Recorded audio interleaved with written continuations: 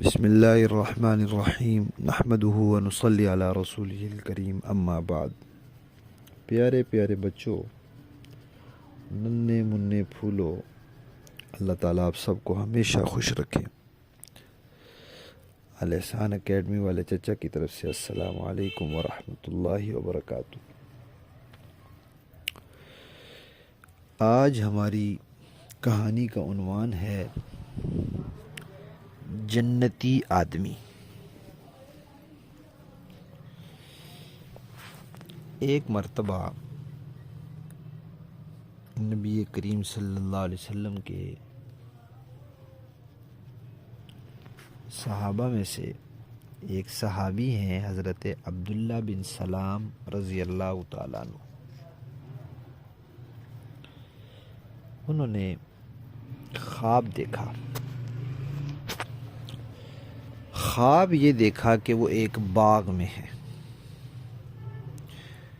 اور وہ باغ بہت بڑا باغ ہے اور بہت اس میں پودے لگے ہوئے ہیں، پھول لگے ہوئے ہیں، بہت خوبصورت باغ ہے، پھل لگے ہوئے ہیں۔ پھر انہوں نے کہا کہ اس باغ کے درمیان میں ایک لوہے کا ستون ہے۔ وہ نیچے سے تو ستون زمین کے اندر ہے لیکن اوپر سے آسمان تک پہنچا ہوا ہے۔ پھر اس ستون کے اوپر ایک کڑا ہے، حلقہ ہے۔ تو ان کو خواب میں کسی نے کہا کہ بھئی ستون کے اوپر چڑھو۔ کہتے ہیں میں چڑھنے لگا تو مجھے چڑھنے میں مشکل ہو رہی تھی۔ تو ایک بندہ میرے پاس آیا، اس نے میرا سامان اٹھا دیا۔ تو میرا سامان اس نے اٹھا لیا تو پھر میں اوپر چڑھنے لگ گیا۔ اب چڑھتے چڑھتے چڑھتے چڑھتے اس کی بالکل اوپر اونچائی تک پہنچ گئے۔ وہاں پہنچ کے وہاں جو کڑا تھا اس کو انہوں نے پکڑ لیا۔ پھر ان کو کسی نے کہا کہ اب اس کڑے کو آپ نے مضبوطی سے پکڑ کے رکھنا ہے۔ کہتے ہیں میں نے اس کو پکڑے رکھا۔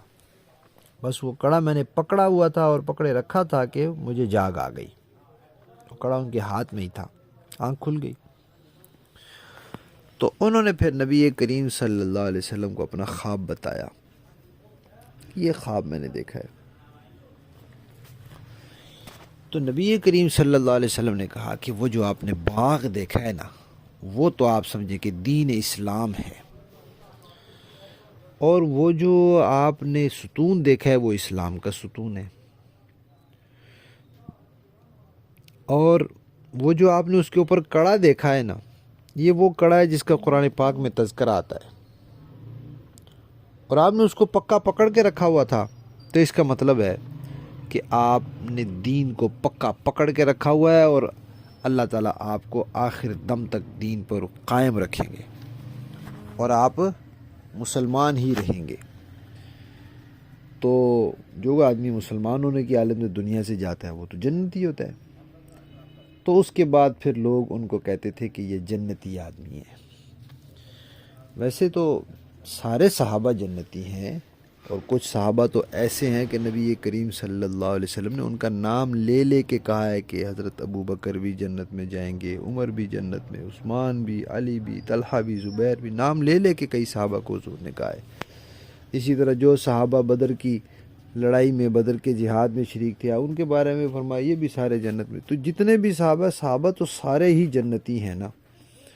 پہلے بھی ہم نے یہ بات سنی تھی کہ انبیاء سارے اچھے، فرشتے سارے اچھے، صحابہ سارے اچھے۔ تو صحابہ تو سارے جنتی ہیں، لیکن وہ خود ایک دوسرے کو نہیں کہتے تھے اپنے آپ کو کہ بھئی ہم جنتی ہیں، لیکن یہ صحابی ایسے تھے کہ اس صحابہ کرام بھی ان کو کہتے تھے کہ یہ جنتی آدمی ہیں، کیونکہ انہوں نے خواب دیکھا تھا اور اس خواب کی تعبیر نبی کریم صلی اللہ علیہ وسلم نے ایسے بتائی تھی۔ کہانی ختم۔